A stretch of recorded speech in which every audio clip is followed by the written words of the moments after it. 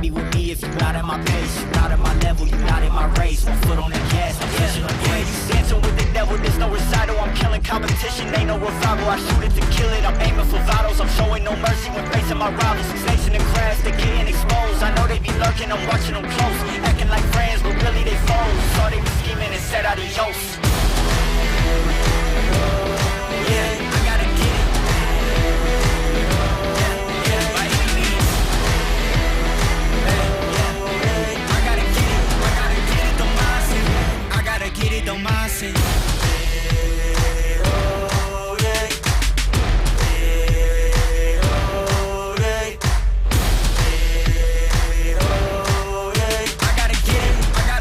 mindset. I gotta get it, the mindset.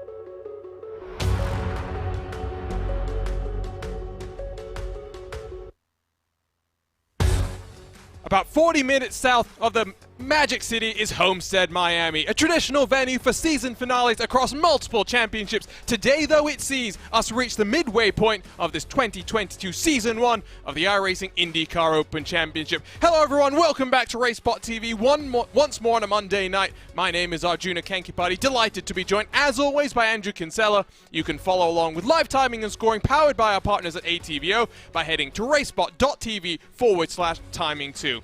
Cameras today provided to us by Dougie Beard and Tyler Maxon. But Andrew, we reached the halfway marker of this championship. We've seen some great racing, but Adam Blocker, as always, finds himself at the top of these championship standings with still plenty of racing left to go. But this is a racetrack which a lot of people want to see return to the NTT IndyCar Series schedule, but we come here for 133 laps under the night lights in a race that's expected to be quite difficult to make passes happen.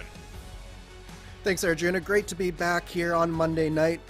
Yeah, we've heard a lot of chatter in the pre-race between you and I think, about just how difficult this track is going to be for these drivers here tonight. Heard a lot about the right rears falling off, especially late in the runs here today. I think it's going to be difficult for some of these drivers to manage those tires. And it'll be very interesting to see what happens over the course of this race, and especially with the different setups, whether passing will be increasingly difficult or whether some teams and drivers will find a way to make this work and come out on top here tonight. And here's a look at those aforementioned championship standings. It is back to a power slide 1, 2, 3, 4, and 5. Adam Blocker, though, being kept quite honest. Alexander Van der Sant has been consistently strong on the ovals, on the road courses as well. 50 points back. Hugo Olsen, who has been making some infrequent appearances on Monday nights, returns to the series once more, racing from Europe. Robert Malechka III, Brian Carey through the top 5. Rashad Craig has been quietly impressive, especially on the road courses. Adam Crane, David Porcelli, Andrew Marquez, and Jesper Orman through the top 10.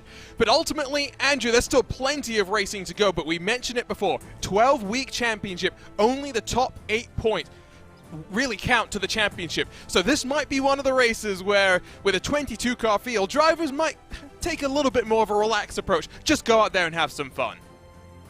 Absolutely. I think this is definitely the week where you could see some upsets in the making. We're already seeing it as the qualifying results are coming in. Team talent is really turning it up here in qualifying. Marco Brazil's up there once again, and they're really sort of taking it to those power slide drivers. So far, at least over the course of this season, the power slide drivers have dominated these opening rounds of the championship. But with those drop weeks, anything can still happen, and it's still anyone's race here for the championship. Anyone in that top 10 could end up taking that crown. Today we have appearances even from the likes of Chris Cahill, so it's an interesting field. And again, 22 cars ready to race. But with that said, qualifying has drawn to a close. Let's go trackside here in the Sunshine State under the night lights to take a look at our starting grid for round 6 in the iRacing IndyCar Open Championship.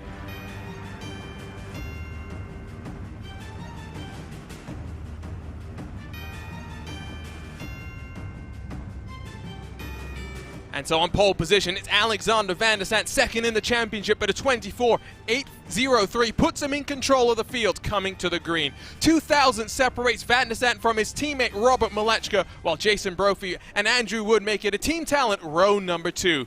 Marco Brazil inside of the defending series champion Adam Blocker to round out the top 6 positions, while Chris Cahill and Hugo Olsen complete the top 8. About 1 and a bit tenths back is Hugo Olsen. Jacob Oster, Alexis Newsom round out the top 10, while Rodrigo Franzoni will line up alongside the hyperstar Brendan Lichtenberg on row number 6. Back in row 7, Andrew Marquez, Robin Glennox will roll off alongside one another. Rashad Craig and Matt Hollabo 15th and 16th spots, while Jason Wallet and Matt Taylor complete the top 18. Tim Williams and Brian spots the final car setting qualifying lap times. Christian Macarelli and Gil Ribeiro, no lap time set there. Lots of work for them to do to work their way to the front of this field. So 133 laps, Andrew. This is the traditional season opener for the Lionheart IndyCar Series, and we saw this race end under caution 12 months ago for the Lionheart IndyCar Series. What are you expecting today? We said passing might be difficult. Tire wear, even under these night lights, might be a little bit tricky to manage. Here's a look at the conditions. 24 degrees in the air and in the track temperature, but it's not the weather that will affect the tire wear here. It's a fairly abrasive surface, and with 18 to 20 degrees of banking, lots of load is being put onto those tires. Yeah, these tires are so stressed out here around these high banks of Homestead Miami Speedway, and I think that what you're going to see is a lot of drivers, especially early on, are going to do everything they can to keep these tires under them for as long as possible. One of the things I think you'll see is a lot of searching for clean air, and not a lot of follow the leader. There are a lot of different ways around these corners at both ends of the speedway. With that progressive banking, it allows that high line to be just as potent as the low line, and in many cases the high line is even going to be better for some of these drivers. So I think what you're going to see is a lot of just feeling it out, especially in the early going, and then come the end of this race, that's when I think the wick is going to get turned up, and it's very likely that we're going to see a shootout to the finish here tonight, Arjuna. I mean, we've seen some great oval races already. Michigan and Iowa, speedway versus short track racing, very different but very entertaining. Question will be here, Andrew, how much difference is there between the qualifying and the race setups? There'll be a fair amount of difference. Those qualifying setups don't have to last very long, but these race setups, they'll have to last substantially longer through this fuel run. Also, a lot more fuel, a lot more weight on the car, so I think that this is going to be a very different animal once we get into the race here. 133 laps on the board, 22 Dallara IR18s are ready to rumble. It's been a fascinating championship so far. We're about to reach the halfway marker. Power Slide 1 and 2, Team Talent 3 and 4. We're racing in the Sunshine State.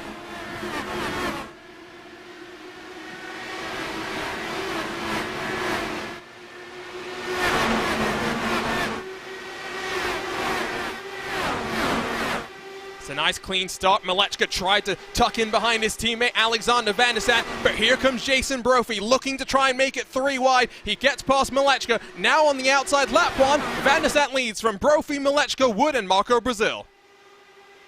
Really nice clean start from all these drivers so far, and you can already see that they're spreading out 3 wide in the corner. Malechka on that high line, Brophy making the mill work, Van der Sat with that clean air sticking to the bottom of the racetrack, taking the short way around, trying to make the lap as short as possible, and so far it's working, but it'll be interesting to see just how long he's able to make that low line work.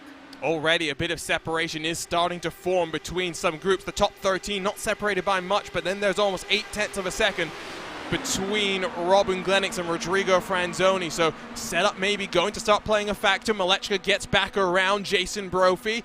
Andrew Wood holds in 4th position. Good start from Hugo Olsen to get past Chris Cahill on that initial launch, but now he's going to come under fire. In these early stages, Andrew, which line are we expecting cars to be trying to run? I honestly think, Arjuna, that it's going to be the line that the car in front of you isn't running is going to be the most successful. Even in this early on stage, you'll notice that the driver's just trying to figure out where the car in front isn't going to be, and it's going to be a little bit of a guessing game as you get further back in the field as to what the drivers in front of you are doing. But the best drivers are going to be the ones who are patient and can back up these corners just a little bit and find a way to get back to the gas as soon as possible on corner exit to try and get the run down the next straightaway. As Brian Spots and Rashad Craig, who are battling for 17th and 18th, Craig getting a bit swarmed on the initial start here. As we take a look at the side-by-side single file, though, amongst the top 10. Not totally unexpected. You have to go all the way back, almost to Jacob Oster and Brendan Lichtenberg, the 2 i5G drivers on the bubble of the top 10. They are starting to lose the draft in front of them. 7/10 between Chris Cahill and Alexis Newsom in front of them, who is putting the pressure on towards Hugo Olsen. When NASCAR comes here traditionally, Andrew, you do see the high line being somewhat favored. I do think early in this race might behoove drivers to take it easy and maybe not run as close to the wall as we see someone like Kyle Larson trying to do. Yeah, the difference between the NASCAR and the IndyCar is obviously that these IndyCars can't take even a slight bump to the wall. In most cases, it'll knock the suspension out of alignment. It can cause some side pod damage, so you really have to be very careful if you're going to run that cushion line. There is a little bit of an advantage to running the cushion line in terms of how it works. The cars are modeled with that cushion effect that you see in the real world, but it is a very risky strategy to take. Andrew Marquez, the New Yorker, defending from the Brazilian. Rodrigo Franzoni on the right side of your screen. We continue to watch Marco Brazil trying to work on Adam Blocker. Now we'll switch to seeing how close Robert Malechka has gotten to pole position winner and his teammate Alexander Van der Sat. Look at the different lines. That's what you're talking about, Andrew. Searching for some clean air on the nose to get the car rotated and avoid risking a run into the wall. Absolutely, and you even can see the difference in how they're approaching the corners. You're seeing Malechka is backing up the corners just a little bit to try and get the run off the corner. So what that means is he's going to let off the throttle a little bit before Alexander Van der Sat is going to let off the throttle, and it's just going to allow the car to rotate through the center a little bit better, and he's going to try and find a way to get in the draft and get on the gas as soon as possible and maybe get a nose on him into the next corner. Here's a look at Hugo Olsen looking to the inside of Marco Brazil. Yellow versus yellow, but at least for now, Brazil should be able to hold this one off. Alexis Newsom watches on with a very good view of the action. Does look as well, by the way, as though Adam Blocker has made the pass on Andrew Wood. So they said passing would be difficult. They didn't say it wasn't possible. Absolutely. If you can be patient and set up a pass like Adam Blocker just did, you can definitely pass around here. And again, we go back to those different lines that you can take. It allows some experimentation, and I think that it really will allow some passing to take place, but you have to be very careful that you don't see exactly what happened to Wood here. Is Adam Blocker decided to run that high line through the corner and it caught Wood out there, and he had to really get off the gas there, and it's cost him maybe 1/10 of a second there, and it's going to take a little bit for Wood to get his momentum back here. Matt Taylor has taken himself onto pit road and has not just returned to the garage, but has retired from the race. Not sure if there was something that happened to him. We'll take a look at the RaceSpotTV replay coming out of turn 4. Looks okay here, still has plenty of speed. Let's see through turn 1 and 2 what happens to him, Andrew. You just get, I think, a little bit of a push here, but overall, actually, it doesn't look like anything's happened at this point. Might be through 3 and 4 then, because he was definitely off the pace before he dropped down to the lane. You can see just... Yeah, there it is. You can see the arrow push just come into effect. It looked like there was actually a double arrow push where there was a car well in front of this group was running that high line, and when the car in front of Matt ran the high line, he just washed up just that little bit more than he was expecting. And when you're running against that cushion, it's so easy to just underestimate just how badly the car in front of you is going to affect you, and you have no margin for error when you're on that high line. So one car has retired, still close. Oh, big accident on the backstretch. It involves Brian Spots, Christian Macarelli, and Gil Ribeiro. I think Ribeiro just slid into him, but 3 cars in a parking lot there, but we'll stay green at least for the time being because they are down on the apron. One question that I had wondered in the build-up to this one is knowing that it can be quite treacherous, making your way on out of turn 2, and we've seen bobbles down onto the inside because of the new iRacing caution update, which really made it a little bit more lenient, Andrew, when incidents happen down on the infield. Caution not flying there. All 3 cars safely return to pit lane. Yeah, one of the updates with that caution, the caution mechanics is if you stay down below the white line on these ovals, it really doesn't tend to throw out a caution. So I think we just definitely benefited from a little bit of a favorable caution call from iRacing there. But let's look at the replay here. Yeah, you can just see already. I'm not sure which car that was. I believe it's Macarelli is the car that had the initial wibble wobble moment, and then the rest of the crew nowhere to go. Let's jump on board with Gil Ribeiro here and just watch. You see Brian Spots. There's not really a lane, so he was never going to get through the accident. Ribeiro tries to dive low, and well, big incident there for 3 cars. Yeah, massive damage for all 3 of those cars, and I suspect that it'll be day done for all 3 of them. You might be able to see some repair with this iRacing damage model, but in terms of competing for even a top 10, that'll be day done for all of them. But yeah, just an unfortunate incident, and it was just as we mentioned off the top, those transitions off of turn 2, off of turn 4, really, really tricky, but not much that they can do. Meanwhile, we've got a spirited battle here between Andrew Wood and Adam Blocker. Yeah, Wood's trying to come back at Blocker and might be able to slide up the track and get the move done. He will, at least for now, but Blocker ducks his way back into the draft down the back straightaway. Meanwhile, left side of the screen, it's now a 3-way fight for the lead because Brophy has caught up to Milechka and Van der Sant as Wood and Blocker still side by side of the exit of turn 4. Yeah, it looks like the Team Talent and Power Slide cars are really closely matched here. If anything, Brophy looks probably the strongest out of all 3 because he's managing to do this with dirty air in many cases on both lines. So it's been really impressive what the Team Talent drivers have been able to do so far here today, but really good battling all throughout this field right now. And I think we can put paid to the fact that we're not going to see any passes because these guys are battling super hard right now, Arjuna. And that's where the in-car tools really come into play as well, right? It's an open setup series, then you tailor the setup to be able to dial in the adjustments with the front and rear anti-roll bar, the weight jacker as well. Woodith will dive back low after getting passed by Blocker on the exit of turn 2. You can see on the left side as well, positions gained, positions lost. Olsen and Oster, they're +2. Brazil is down 3, but the biggest loser, at least in top 15 or so, at least for now, is Chris Kay, who had a pretty good qualifying performance. Now fights with Andrew Marquez as Wood will get the move done once more. Is there any possibility, Andrew, that you might try and work together to build momentum instead of fighting side by side? These 2 cars, 2.2 seconds back from the leader.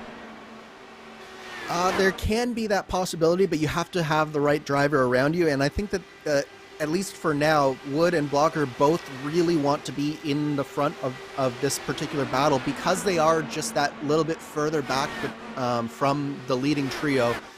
They will get much more benefit from having that front position because you do have a little bit of aero push that you get, but it's nowhere near as bad as the person in 5th will get. So in terms of that, I think Wood really wants to lead here and let Adam Blocker use up his tires trying to stay with him. Can see bottom portion inset is that battle between Wood and Blocker. We were watching for a moment as Chris Cahill tried to get back past Marquez, but now falls back again once more, searches for the clean air on the nose. The draft here, Andrew, or the impacts of the dirty air it's been reported that you can feel it anywhere from about 1 second back. That's a pretty big window, and it makes it difficult, and it means you've got to be on top of your tools. It's something we say no matter where you go. Being proactive rather than reactive is what separates the good from the great in these Indy cars.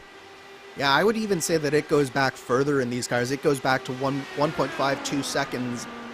You can actually start feeling it, especially as these tires go off. You start feeling the effects more and more. When the tires are new, you can probably just drive through the effects up until about 1 second back. But yeah, it makes a big difference, and that's really where the skill of oval racing comes in. It's not just knowing when to change your tools and how to change your tools, but also just adjusting your driving technique to make sure that you are maximizing how you're going through these corners depending on the situation you are. There's really a lot of different techniques that you need to learn and master in order to get really fast and at the top of one of these fields. Question for you as a driver here, Andrew. How much fuel saving is possible? Because Jason Brophy, I think partly not able to close as much because of that dirty air, but I'd wonder if it makes sense in a race like this, 133 laps. We've gone 27 without a caution. A 3-car incident didn't bring out a caution. You might expect that green flag pit stops are going to be a reality. And so saving some fuel, trying to put yourself out of the danger zone might be vital in a race like this. Yeah, absolutely. Saving fuel, especially if you look at a car like Jason Brophy right now, not only will he be saving fuel just because he's in the draft and that's going to save him the fuel that you need to basically break through the air, he'll probably be in map 3, maybe even map 4 at this point, because all he needs to do is maintain his position behind that. And what that actually also allows him to do is, we mentioned the right rear tire is the first tire to go, and really the limiting factor in the setups here at Homestead today. If you go into a lower fuel map, that's going to preserve that right rear tire because less power is going through those rear tires and it's not driving you off the corner quite as hard. So you're going to keep the car under you much easier, and it's actually going to be to his benefit to be in those lower fuel maps here, just cruising along behind these two power slide drivers in front of him. And you'll watch this section here. Those are the indications to the driver as to what ARB, weight jacker, etc., what settings they are in. We don't get the indication for what they're on. That would be a little bit too much breaking the wall and opening up competitive advantages. But look at Brophy in the popcorn seat. Malechka's going to dive low and tries to get to the race lead, but has to back out of that one. It's getting feisty here in Homestead. Yeah, the two power slide drivers at the top, they're working together for the most part, but Malechka really seems like, at least at this point in the run, he might be a little bit faster than Alexander Van de Sant right now. And you even notice that Andrew Wood is starting to creep back into the picture. He was over 2 seconds back, now just down to 1.5. He's pulling Adam Blocker with him, and Hugo Olsen is not far behind them as well. There's also some great battles going up and down through the field. Matt Hollabo, Rashad Craig, they're duking it out side by side. Both where they qualified about, so not too much movement for them. They've lost the train in front of them. 1.4 between Unglenix and Hollabo, 14th and 15th positions. Bit by bit, Malechka is searching, and you're right, Andrew, bit by bit, Andrew Wood, Adam Blocker are closing in. This time around, it was 300ths quicker for Wood as he chases down the race leader. Little by little, it's coming in. In a race like this, Andrew, roughly what are we expecting the fuel window to be? It actually should be happening fairly certain. I don't have my exact numbers in front of me. Unfortunately, our teammates did not share with us the exact number. See, you're becoming a commentator already. You're blaming other people. Absolutely, of course I am. But it should be, I believe, somewhere in around lap 40 would be about my estimate on when we should start seeing these drivers in. The other thing to watch with that is that it'll be very tempting for some of these drivers to maybe do an undercut here, because these tires do fall off almost a second a lap by the end of the stint. That undercut could potentially be the best way to go, but it also puts them in that danger zone of potentially having a caution come out. So very interesting to see what some of these drivers will do towards the end of the stint here. And to go to that point about the danger zone, the regular configuration of Homestead Miami, you are allowed to pit off of the banking out of turn 4, but in this IndyCar, not just, you can see how early to the exit of turn 4 is that pit entry. Not only is it treacherous to get your car slowed down in time, it can actually damage your car. Me and Andrew were talking about this just before we went live, and so with this Indy oval configuration at Homestead Miami, Andrew, you have to pit on the access road that you begin entering right there on the entry to turn 3. Yeah, and that's not to say that the access road is any less treacherous, because it's so easy to get in there just a little bit hot and then you find yourself washing out into the grass and then right back towards the racing surface. So this is very much a difficult pit entry to master, and these drivers, especially at the front, will be pushing it to the max, and there very well could be some mistakes coming into pit road here on these, especially on these old tires.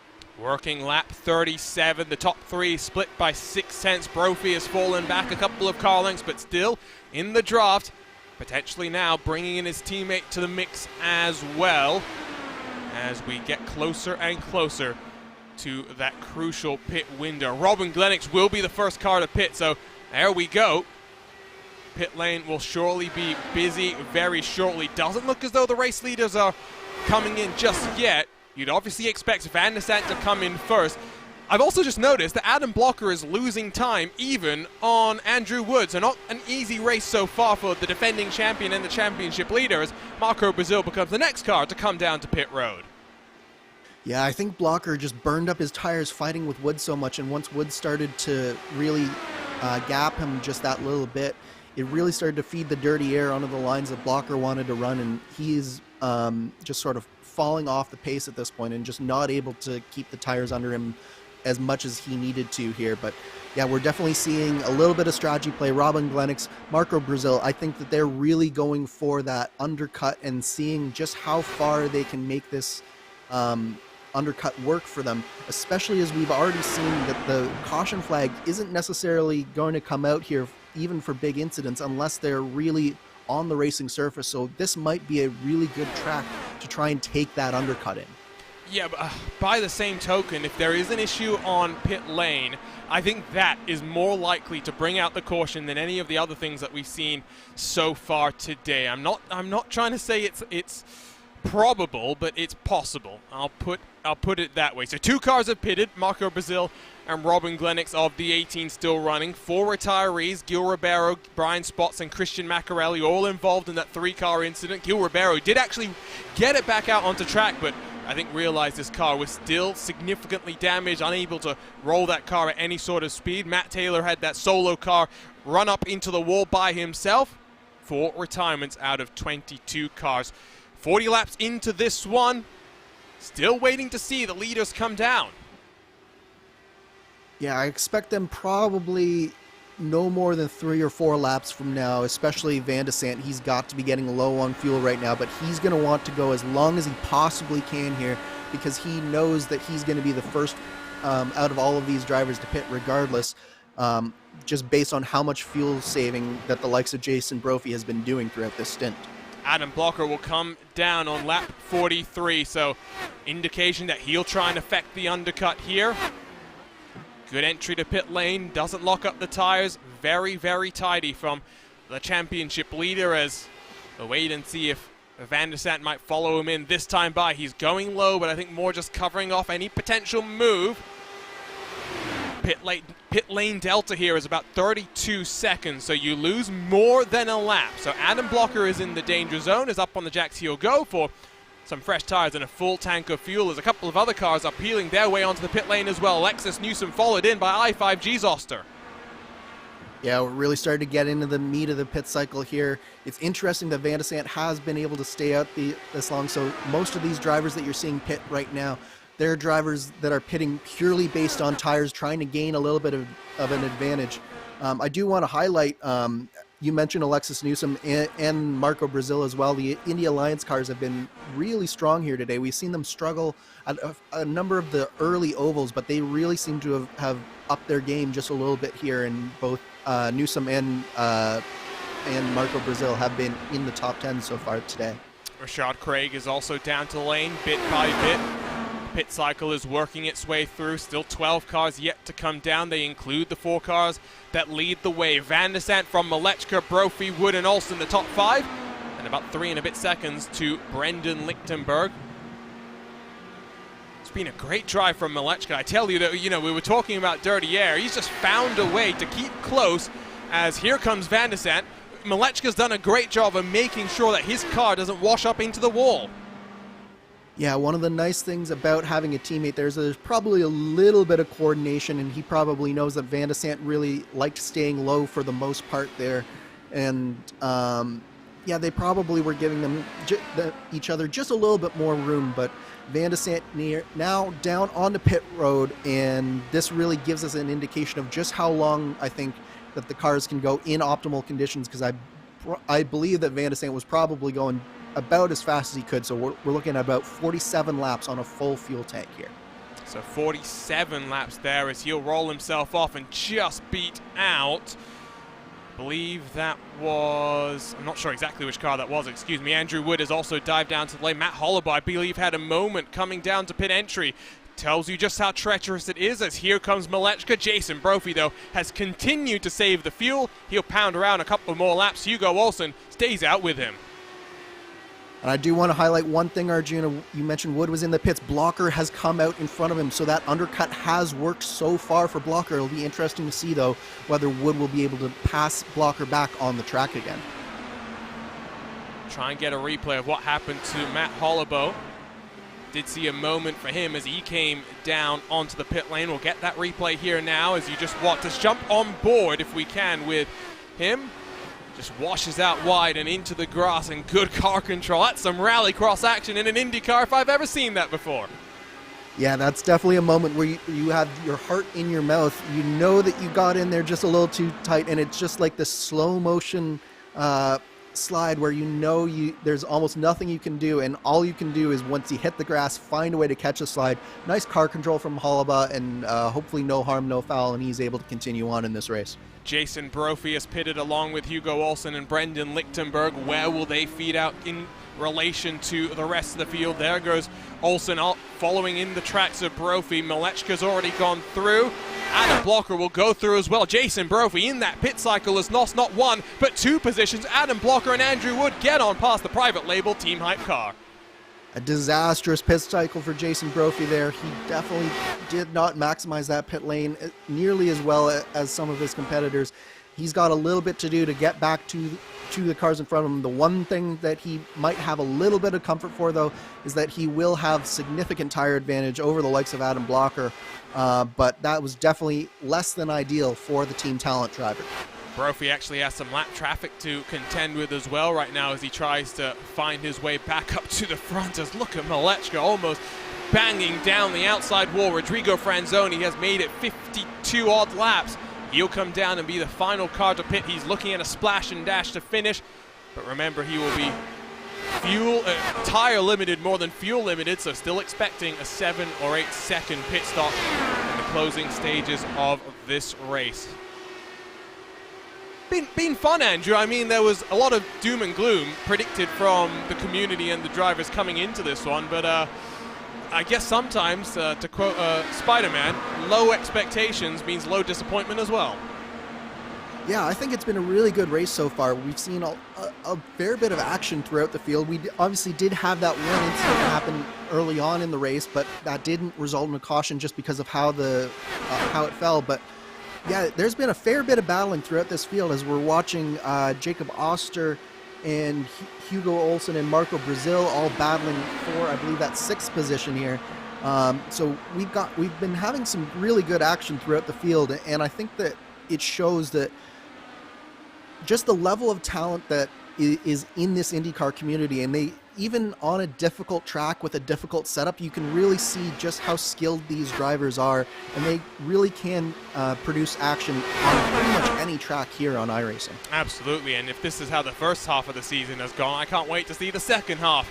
As Jacob Oster does pass Marco Brazil, runs the low line, slide up the track and feed that dirty air to the number 11 machine. Hugo Olsen, great to have him join us once more. Late night for the Swede, who said he woke up early as well. So rather a long day, but there any better way to finish off than with a good old IndyCar race here on iRacing? And a reminder as well, if you're not already a member of the world's premier motorsport simulator, head to iRacing.com. Join us today. We're not far away from getting to the month of May, not just for, of course, the annual running of the real-world Indianapolis 500, but our very own rendition, the iRacing Indy 500, the greatest spectacle in virtual racing.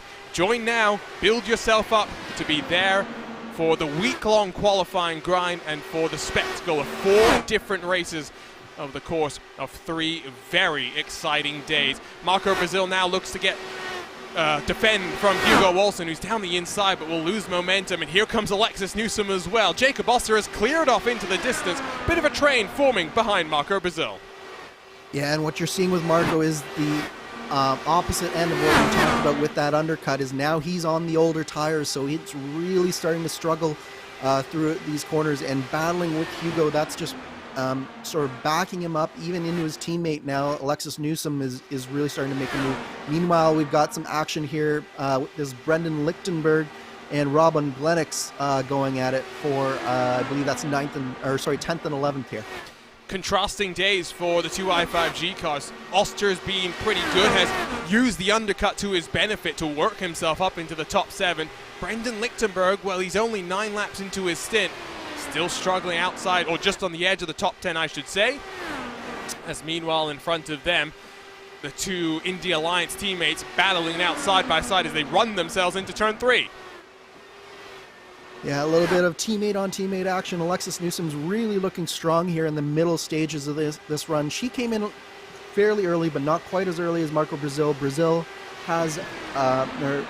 has about a 7-lap tire advantage, or a 6-lap tire advantage on her teammate. So it looks like, at least for now, Newsom is going to be the stronger car here towards this mid-race. But Marco Brazil definitely not letting her off easy, even though they are teammates. Back and forth they go. Newsom will hold on for now. Of course, the inaugural Lionheart Speedway Series champion. Up front, the teammates for Team Talent swapping it out between themselves. Andrew Wood will hold on for now, but Jason Brophy, with those fresher tires, is coming on strong. Left side of your screen, you can see the stint length, how many laps these drivers have been on the tires. Pretty different in terms of the range. Brophy, one of the last cars in the top 10 to come down onto pit road. 12 laps for him. Adam Blocker, in comparison, 19 laps into the run. I think, though, Blocker is about 6/10 in front of Andrew Wood. If Blocker can hold off for the next 30-odd laps, Andrew, before we get into that second and final stint pit cycle of the race, I think Blocker's undercut strategy might actually work for him to get him a podium position. I think there's a definite possibility, Arjuna. The one piece of hesitation that I have, 2 pieces of hesitation that I have. First off is just how strong Jason Brophy does look right now. I don't know that Adam Blocker will actually be able to hold off Brophy for these next 30 laps. But second of all, the fact that Brophy does have, I believe that's almost 9 or 7 laps fresher tires compared to Adam Blocker. If we multiply that with another 7 laps on this next stint here, that's almost 14 laps potentially that Brophy could have fresher tires, but also 14 laps less fuel that Brophy will have to take on, and 14 laps lighter of a car that Brophy will have on that final stint. So that could be a huge advantage for that Team Talent driver. Marco Brazil has continued to slide rearward, now gets passed by Brendan Lichtenberg and is already 9/10 behind as in towards turn number 1. There goes Brophy having a look to the inside. You can see just how separated some of these packs have become. There's Oster with some lap traffic between him and Hugo Olsen. There's Newsom, there's Lichtenberg, there's Brazil, and on it goes. We're at this point in the race now where it's likely that if we continue to go green, we may see more and more cars. And Wood on Blocker. Oh, what's happened to Blocker? Has those tires just given up the ghost, or did he make a mistake? Blocker had a terrible lap that last time through, and Wood really used the draft to his advantage. He was almost 4/10 quicker than Adam Blocker that last lap, and I really do think that it is just the tires that we're talking about here for Adam Blocker, and that that tire disadvantage is really starting to hit home for him. He is struggling even on that high line to really maintain his momentum through those corners. So definitely it looks like Jason Brophy as well is going to get by Adam Blocker here through turns 1 and 2. Looks like the same situation for Marco Brazil, who's 28 laps into the run. You saw on the right side of the screen a big bobble for the 11 car coming out of turn number 2. Slid his way down to the inside of the track, and at least for now does manage to hold on, but in danger of now losing another position, potentially to Rob Unglenik. Now remember, in the top 4, there is not much separating these drivers in terms of the stints. It's about 3 laps difference between Jason Brophy, who was the last to come down to pit, versus Alexander Van der Sande and Andrew Wood, who were the first cars to come down to pit lane. And we're not seeing really much separation in terms of the lines or the lap times that are being run from these 4 cars. We are looking, though, at a 4-way fight for victory. If Adam Blocker can hold on with the draft, it could hypothetically still be a 5-way fight. Yeah, I think that really right now, with how this is going, it's probably these top 4. I don't think that Adam Blocker really has a shot unless he gets a fortunate caution that maybe allows him to get back closer to the strategy. I do think that what you're going to see here is these 2 power slide drivers up front. They're going to really hope that they can use their tire advantage and work the strategy and keep the track position advantage over the team talent drivers behind them. But those drivers of Wood and Brophy, they're really doing a good job here today, and I think that it could be the first dent in sort of power slides dominance on this season so far could happen here today. And Jason Brophy looked strong yesterday in the Indy Elite Series race from Road America, so very, very different to what we have in store for us here today. Alexander Van der Sande, what happened to him? What's happened to Van der Sande? Is this more disaster in a disastrous weekend where he spun himself from the race lead? Has Van der Sande just made a mistake and gone up into the wall because he is not up to speed right now, still trying to build his momentum back up? Yeah, we'll have to get a replay of that. I think what happened is he went low and just got loose coming out of the corner. We mentioned off the top, and we saw off the top just how easy it is to lose control off the corner, and I think that's what's happened to Van der Sande is he got on that bottom lane, hooked a seam, and it nearly put him around. He was able to get back going, but there you go. You can just see how easy it is, and really nice fast hands from Van der Sande, but you could see he even had to go all the way down to 3rd gear to save it. Lost all his momentum, burned up the right rear a little bit, and put a lot of heat into that right rear, so that car's not going to handle very well for the next few laps.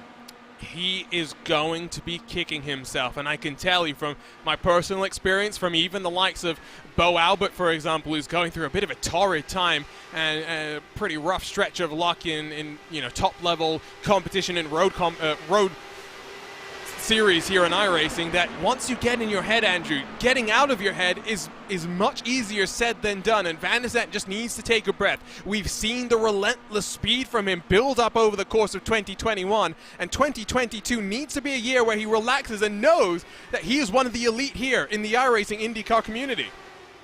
Yeah, absolutely. It's all between the ears for Van der Sande right now.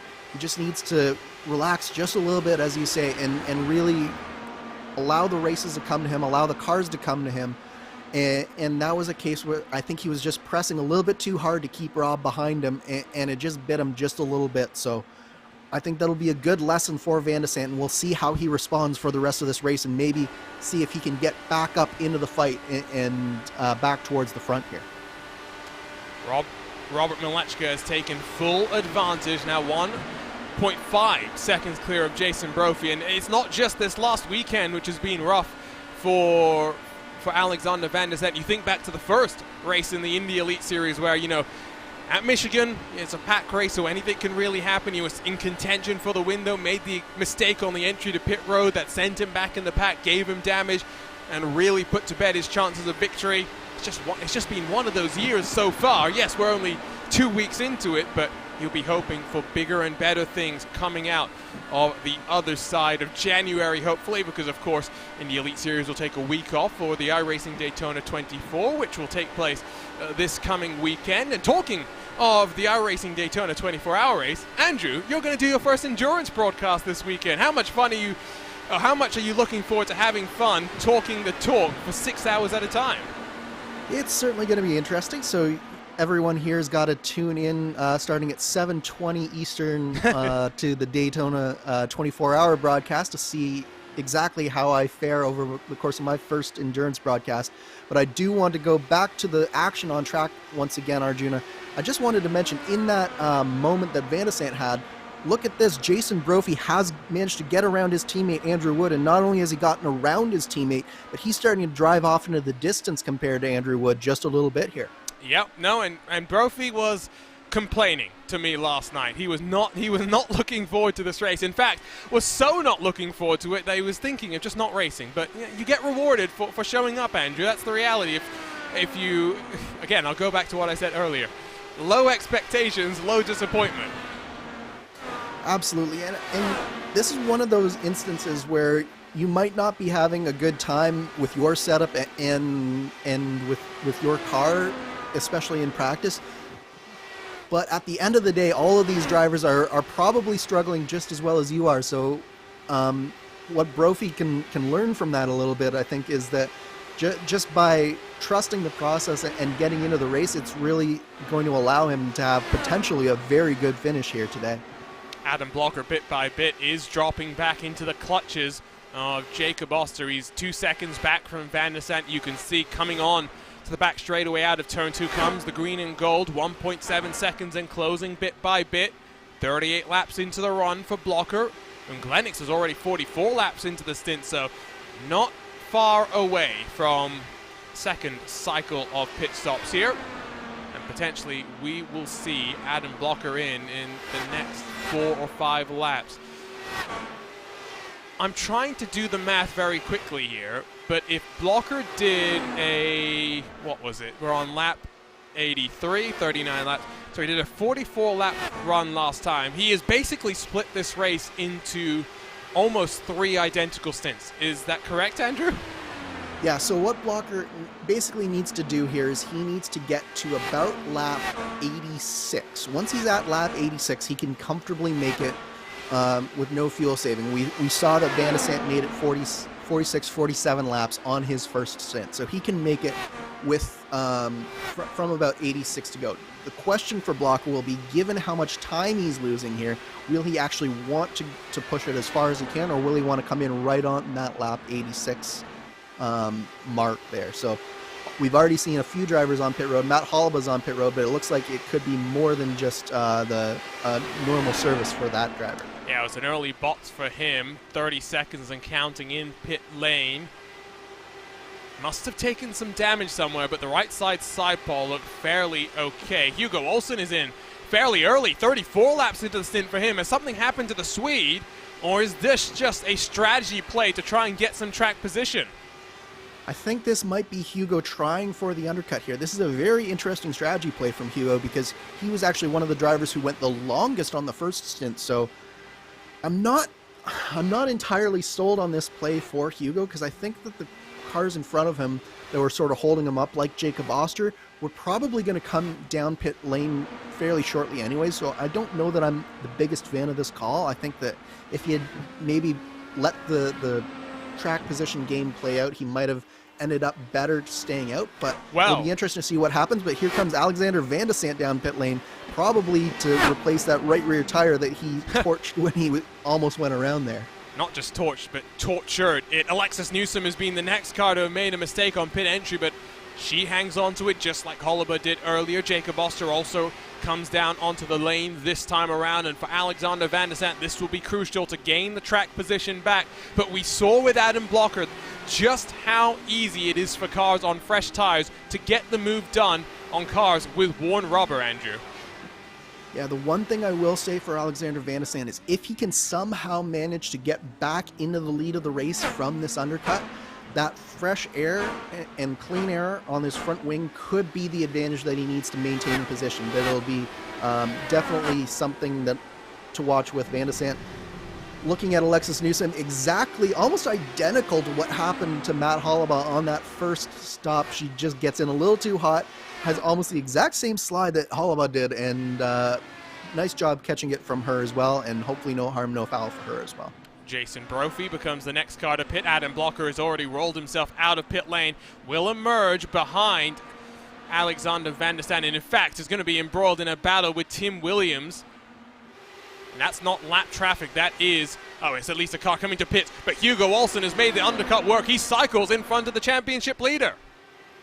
Yeah, really nice stop from Hugo Olsen, and Malechka is also, and Wood are both also down on pit road this time by as well. So this is basically all of the leaders coming down and getting their stops out of the way quickly here. So a lot of these drivers that were potentially going to go long here, none of them ended up going very far into the stint. So I think what we're seeing is that they saw that the undercut was so powerful, and a lot of these drivers are just trying to cover each other off here, and they've sort of all painted themselves into the box of having to go a little bit longer on this last stint. But because they've all done it, there's no real advantage to be gained, and Robert Malechka, as you can see here, rejoins nicely in front of Jason Brophy, and he really is in the catbird seat here for the rest of this race. Yeah, this pit cycle has made things interesting because Malechka's about 1 and a bit seconds in front of Brophy. Then you're looking at about 3 seconds back to Andrew Wood, who's not really in touching distance of the race lead. Might come under fire from former race leader Alexander Van der Sant, who did put it onto pole position. Not far behind Van der Sant is Olsen, 1.5 back, but Blocker's in the mix there. Oster's in the mix as well. Plenty of battles to carry us through to the checkered flag as we get to 40 laps to go next time by. We're really coming down to the end of this race. There are a few drivers, though, Arjuna, that haven't come down pit road. Obviously, the leader of the race right now is Brendan Lichtenberg, and he's actually sort of right in and around that battle between Hugo Olsen and Adam Blocker. So you can really sort of see the tire advantages as Blocker goes by Lichtenberg right now. But it'll be interesting to see if he actually gains any positions towards the end of this race, maybe towards the back end of the top 10. He hadn't been having the best race so far, so it's definitely, I think, the case of where he's trying something different to maybe have it pay off towards the end of the race. Here is the battle for 8th. Blocker's up high. Olsen's a little bit lower in that chrome yellow. Oster's got a little bit of lap traffic to contend with. His teammate Brendan Lichtenberg. When I say lap traffic, that's the current race leader who has put a number of cars into the danger zone. Lichtenberg, Cahill, Franzoni, the 3 cars out front yet to pit. Jason Wallet down in 13th, the other car that is yet to come down for the final time today.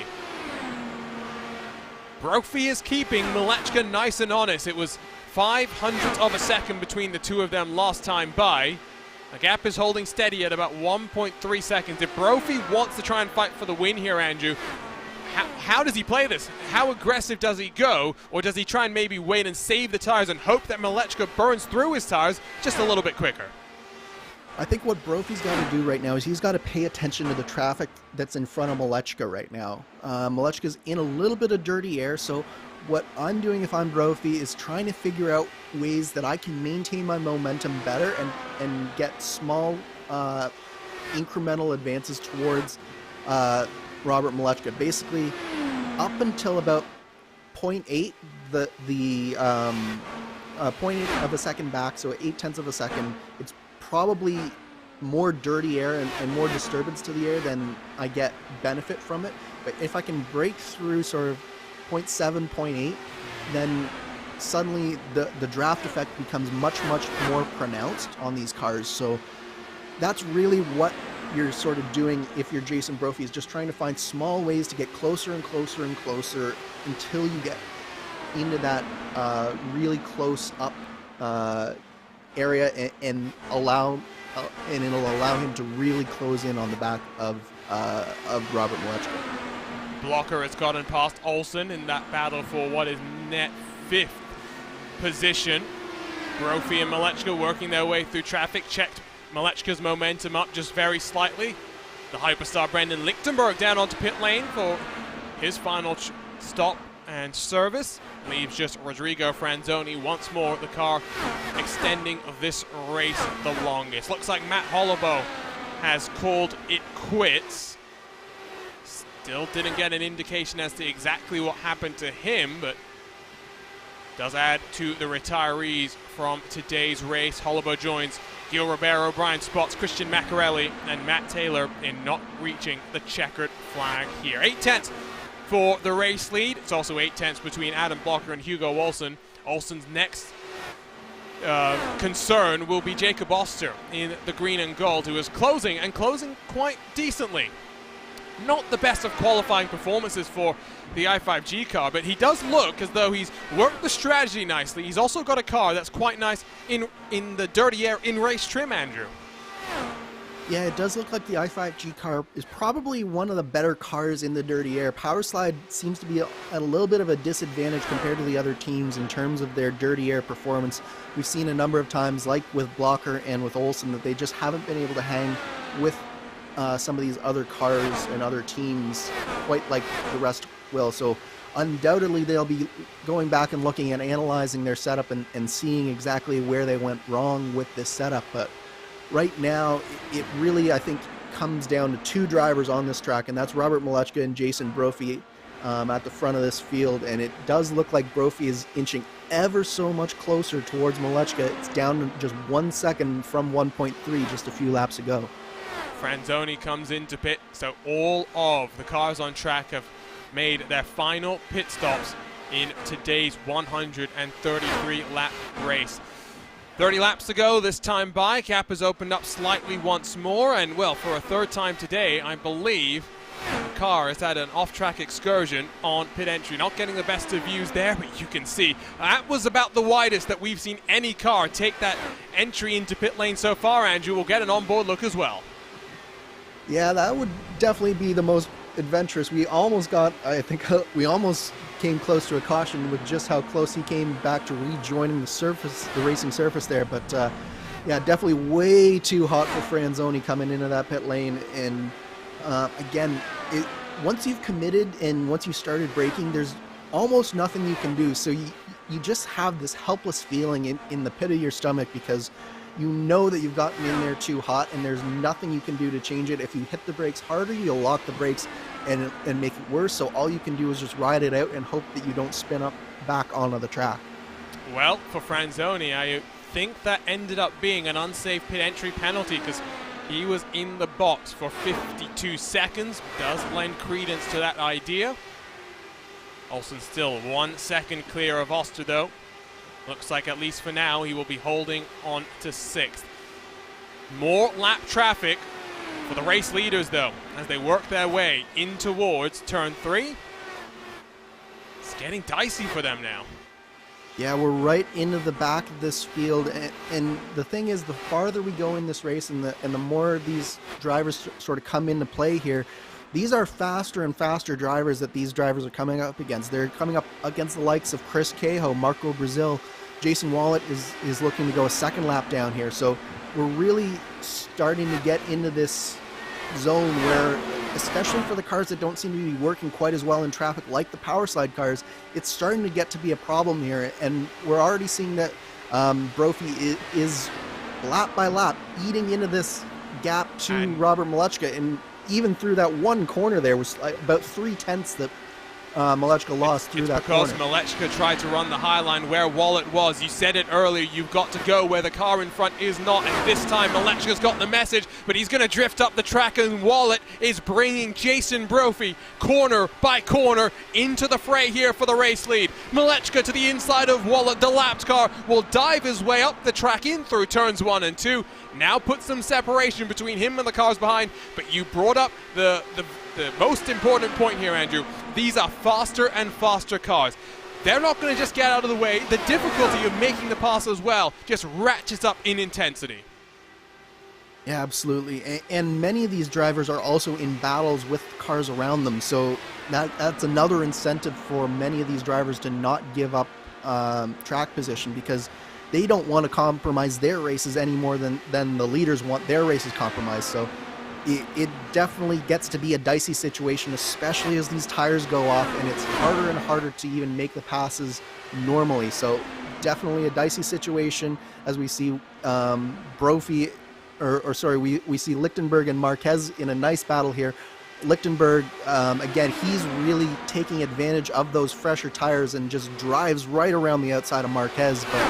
But if we go back up to Jason Brophy for a second, he was definitely held up by Jason Wallet there, almost equally to what Malechka was held up by. And now we're back to 0.8 of a second gap from Malechka to Brophy. And we've even got a lap car, I believe that's Franzoni, trying to unlap himself compared to Jason Brophy right now. So this is not what Jason Brophy wants to see. Yeah, that's not going to make any friends, because while Franzoni's in a race of his own, he's literally in a race of his own. He's 21 seconds behind the next car he's battling with, Tim Williams in 16th spot. So for Jason Brophy, he's now just going to be hoping that maybe Franzoni can get in front of Malechka and cost him more time than what the 4-car has been compromised so far. That gap balloons up to about 1.1 second. Andrew Wood sits in third pretty comfortably. Has that podium spot on lock because Van der Sande is about 2 seconds back from him. Really has strung out behind. You've got 2 seconds basically between Wood and Van der Sande. 1.5 back to Blocker, another 1.5 to Olsen. Then you get to the first really close battle on track where Alexis Newsom is making that high line work bit by bit. Same tire length for both of these cars, Jacob Oster and Alexis Newsom, but she's just looking comfortable. We were talking about how the i5G car was looking comfortable in race trim in dirty air, but Newsom has a rocket ship at the end of this one. Yeah, and we've seen with how she's managed to maintain fuel and maintain tires in the Lionheart Speedway Series time and time again, that this is really the type of racing that Newsom excels at. She really does a good job taking care of her car, making it last to the end. Yellow flag. So she's doing a great job here. Oh no! The first of the day. What brings this one out? That's the... Looked like Wood. Was that Wood? I think that was Matt Holliber. You may be right that Wood got involved as well, but Holliber seems to be the instigating party here. Well, I was just thinking that we'd gone caution-free for the entirety of this race, and, well, the unspoken commentator's curse, coming out of turn 2. Wibble wobble. Oh, that's a close call for that blue machine. Wood gets away with one. That is about as close as you can get without making contact with the other car. I believe it would have been Tim Williams. Let's see if we can jump on board with it. Not Tim Williams, sorry. It might have been Jason Wallet. Yes, it was. Yeah, Jason Wallet here. Basically what happens is Matt Holliber, just like we saw with Van der Sande and with that first incident as well, he just gets loose on the exit, tries to save it, but when he tries to save it, it propels him back towards the outside wall and right into the racing line. Jason Wallet with some amazing driving there to get around the spinning car of Holliber. And you know what this means, Andrew? This means new tires for everyone in the top 10, and this is going to be a shootout to the end here. It is going. Although Wood does not come down pit lane, surprisingly enough. Neither does Brendan Lichtenberg, but he was one of the last cars to have pit. So, interesting strategy calls going on throughout the field here. There you can see pit lane. Yeah, I like the call from Brandon Lichtenberg to stay out because he wasn't going to be able to factor into the top 10 unless he did something drastic like this. I'm not sure that I understand the call from Andrew Wood to stay out here unless he just simply missed the pit entrance. Also, we had a little bit of an incident on pit road, Arjuna. Alexis Newsom spun it around there. Oh, that's not the first time that she's had difficulty on pit lane either. That was something that really marked the summer of 2021 for Newsom, was difficulties on pit lane. Let's see if we can grab a replay as to what happened to Alexis Newsom. Just watch here as she's going to try and drop off the jacks, I would suspect. You can already see there's so much horsepower, and I think it's fair to say that most of us have done that before. Absolutely, and Jason Wallet with another good maneuver around the spinning car of Alexis Newsom. I believe that he's got to be saying inside of that car, you guys got to stop spinning right in front of me. But everybody's been there before, especially in these cars. It's very easy. Basically, what you're trying to do is you're trying to not let the car bog down when you get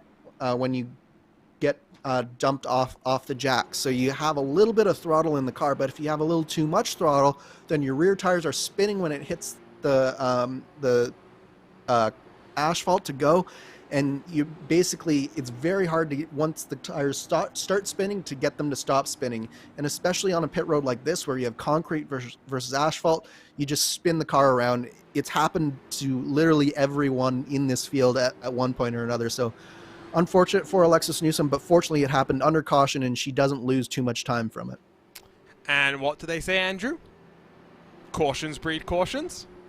And, well, hopefully we don't have too many more cautions with just 15 laps to go here. I'm still hoping for a shootout here that leads us to finish under green, but it'll definitely be an interesting final 15 laps, to say the least. Yeah, and we are looking at as though we've got at least one more lap, because the lights are still on the pace car. A couple of cars diving to the lane, Franzoni included. Now, if there are any lapped cars mixed up here, Andrew, they aren't between Wood and the rest of the pack. They're not going to get cycled to the back, right? Because we're above 10 to go here. Right, so the cutoff for that is 10 to go. So anyone between Wood and second place or third place, they will stay where they are. But it doesn't look like there's actually very many cars that that applies to, if any. So I think there were just a couple in front of Andrew Wood there that got waved around.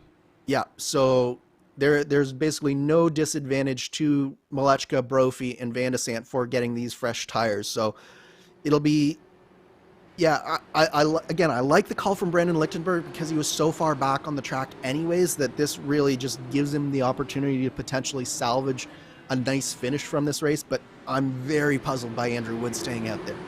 Well, it will be 13 laps to go. Lights are off on the pace car. We're ready to race. Surely one of the cars with fresh tires is going to win this one, Andrew. Surely. I suspect so, and my money, Arjuna, is on Jason Brophy. He's looked strong so far. Can Jason Brophy convert a row 2 start to race victory here under the night lights at the Homestead Miami Speedway? Slow rolling it out of turn 4. Andrew Wood gets a launch to build some gap, but here already comes Robert Malechka looking to the inside of Brendan Lichtenberg. The Hyperstar is going to get swarmed on those old tires. He gets passed by one car. Here comes Brophy as well. Really nice start from the two leaders that we've had all day, but it'll be interesting to see what they do with Andrew Wood, who at the very least does have the advantage of having that fresh air. So that is one advantage that Wood can potentially exploit here.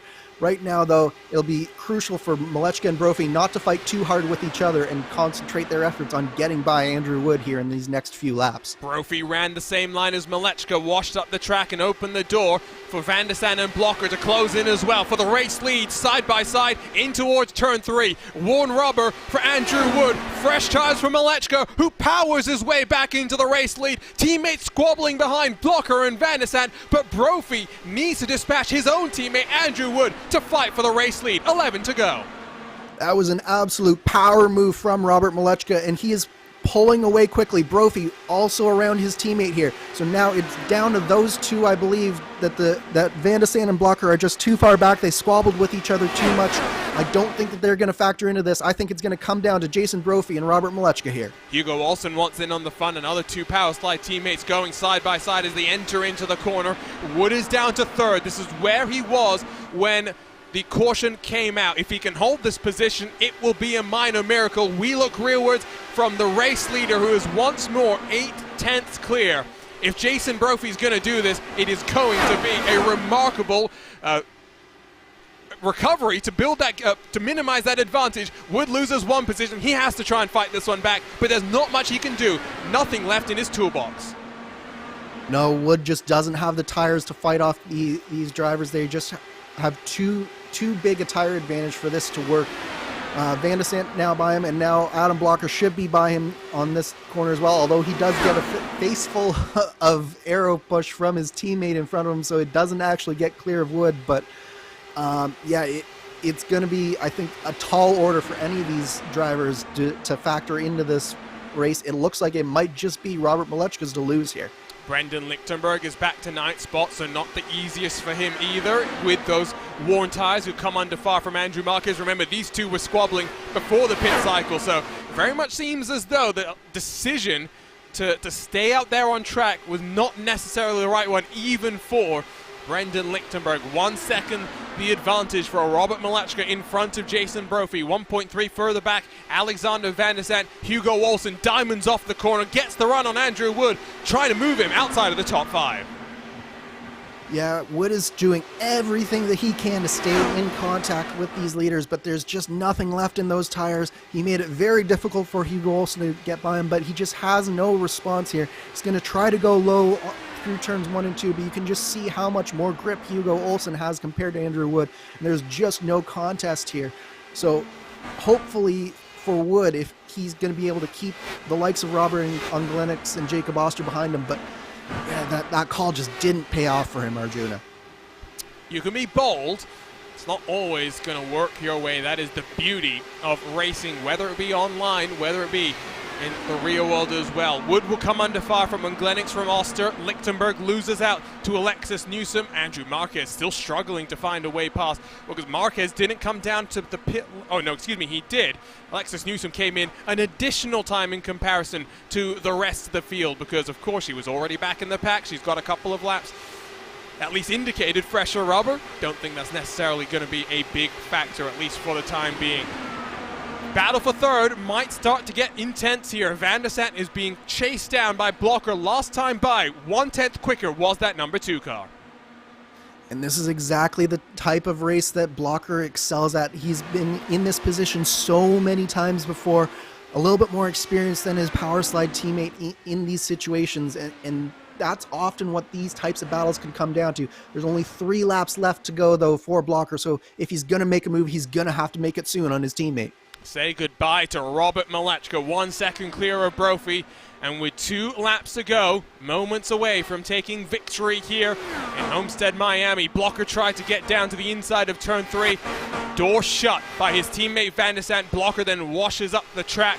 Closing stages, battle for third, 2 laps to go.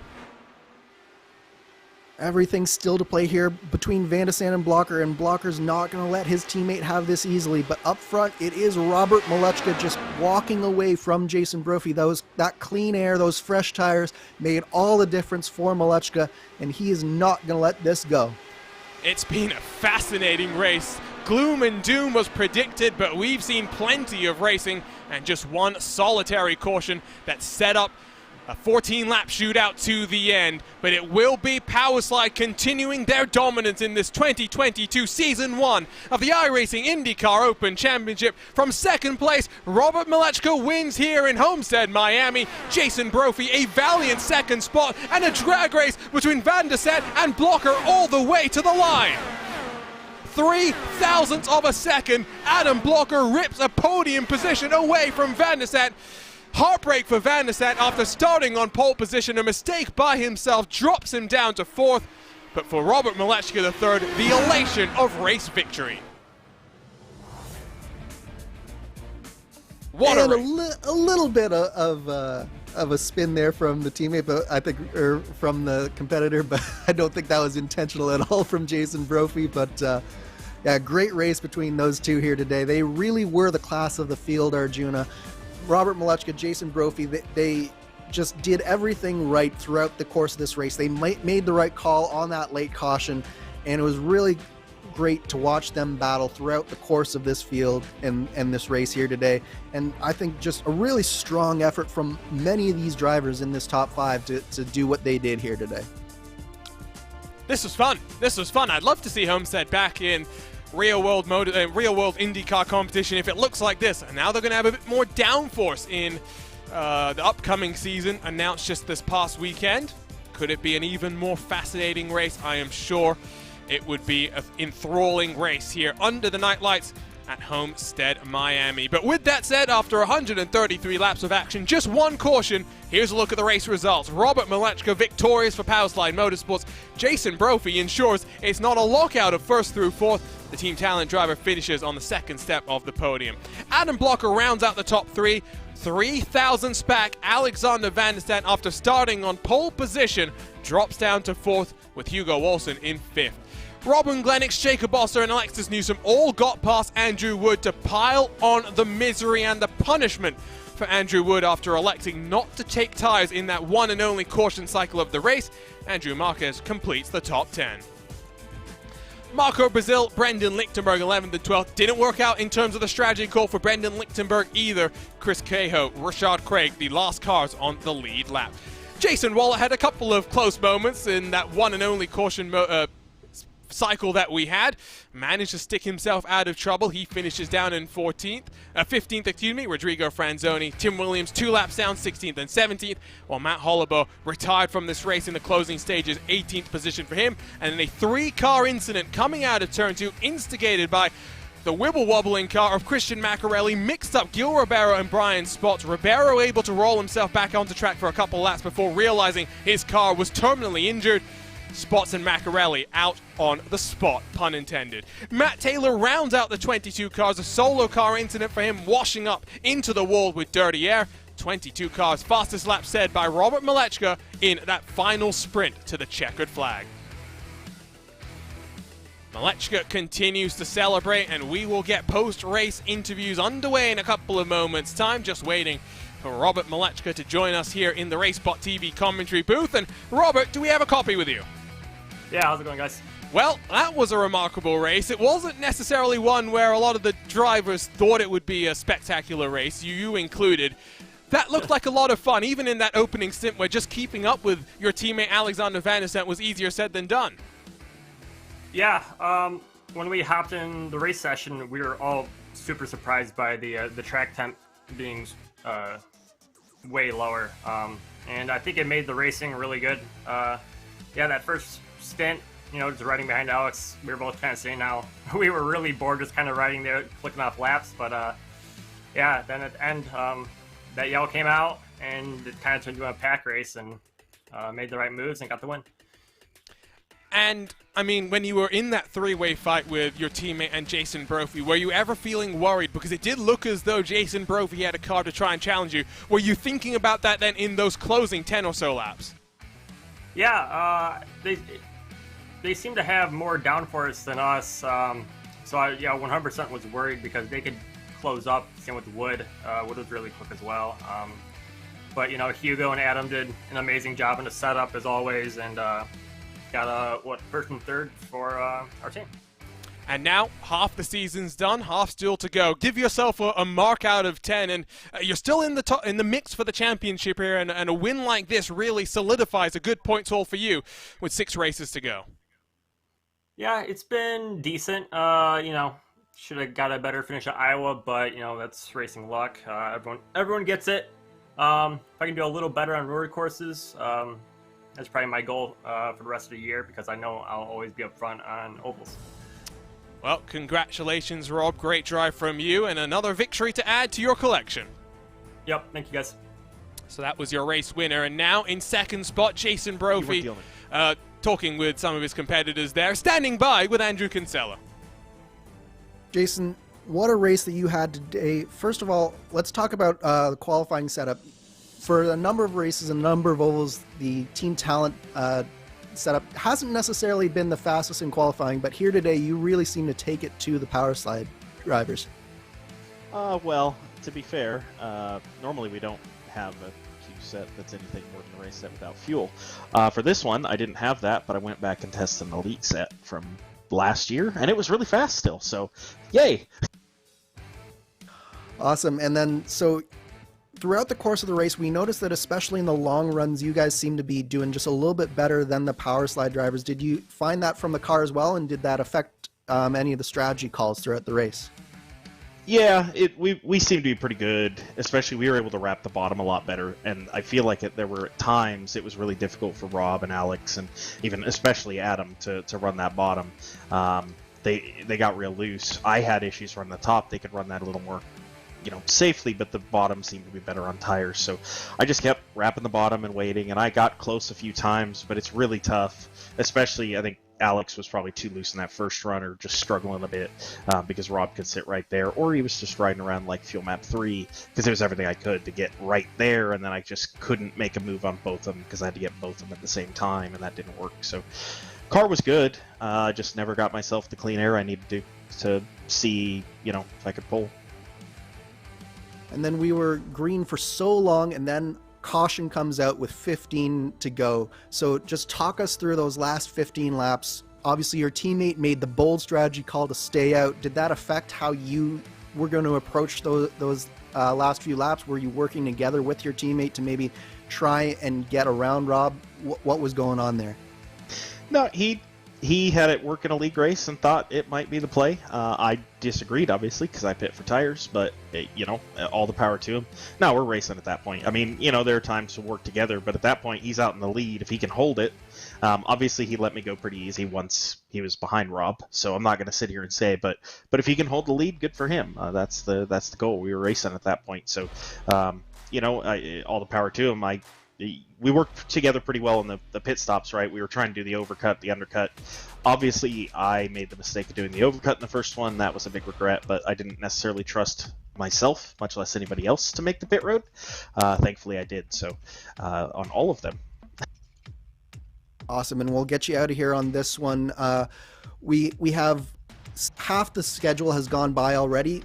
What are you looking forward to as we go in towards the second half of the season now? It's difficult for me to make the 4 o'clock races for me West Coast when I'm working. Thankfully, I had today off for MLK Junior Day, so I'll race the ones that I can get free and I have enough time to put a setup together, or that I feel have a good enough setup that I can run. But we're going to be ramping up here. There's another elite race here and then the Coke Series, so my time will be a little less. I'll probably be spending those the time I would. It's running Monday night to do that, so with the Team Connie guys. So, yeah. Great. Well, hopefully we'll see you out a number more times this season, and great job here today. Thank you. So that was Jason Brophy in the private label Team Hype number 4 car, and now we make our way to the defending champion and the championship leader. Adam, bit of a difficult day for you. Qualifying didn't put you in a great position. Dirty Air really made that first stint difficult for you, trying to battle side by side with Andrew Wood as well. And then I think it's fair to say in some ways you got saved by that late race caution, bringing you into the mix for the podium fight. Yeah, that was a tough one. Started with a bad decision. The track was cooler than expected with less wind, so I took a stab in qualifying and trimmed, and it was the wrong choice. I think that cost me 3 spots at least in qualifying, so that was pretty huge. And then from there, it was just a tough battle in traffic, and also our set was just, I think, worse in traffic than like Team Talent, Brophy, and Wood.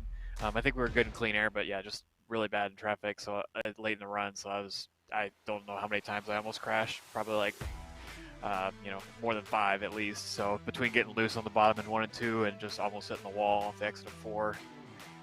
But yeah, I mean, I definitely was running about 5th the whole race and probably would have finished there if we didn't get the late yellow.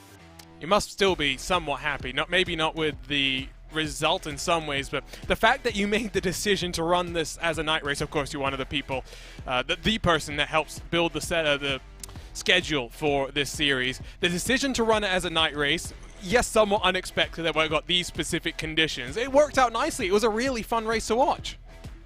Yeah, I mean, I think if it would have been hot, it would have been much worse. I mean, we actually saw some passing, which I didn't expect.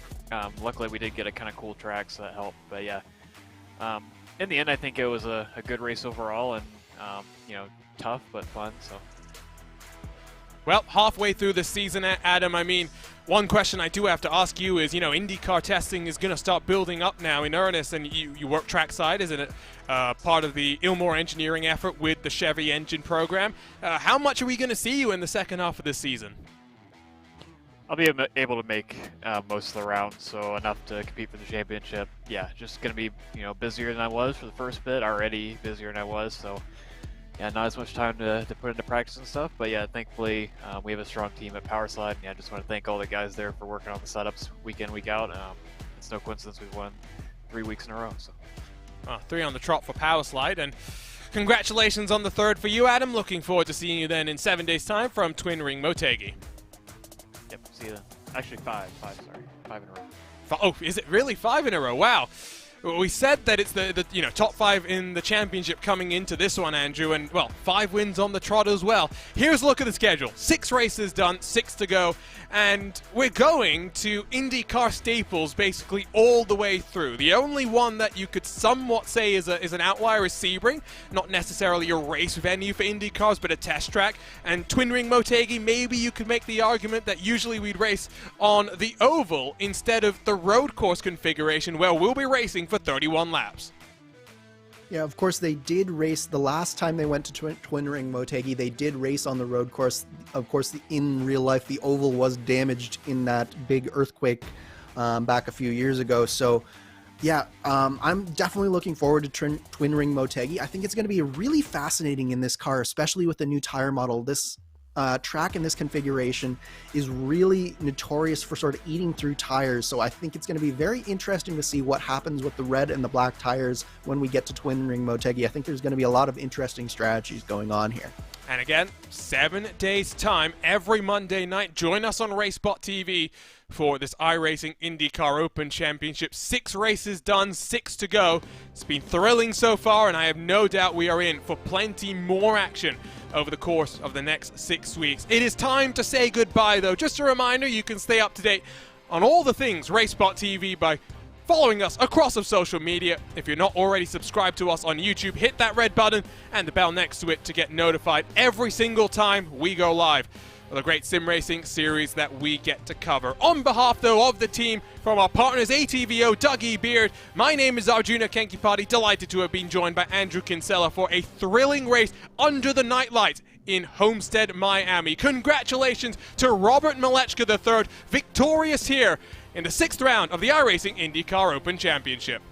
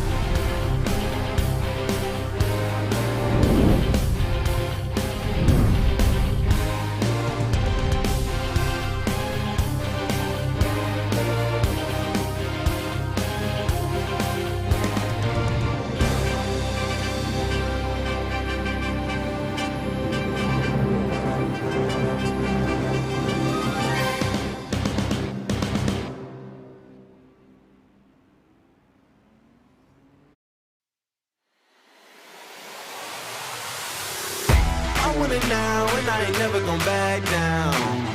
I want it now and I ain't never gon' back down. I want it now and I ain't never gon' back down.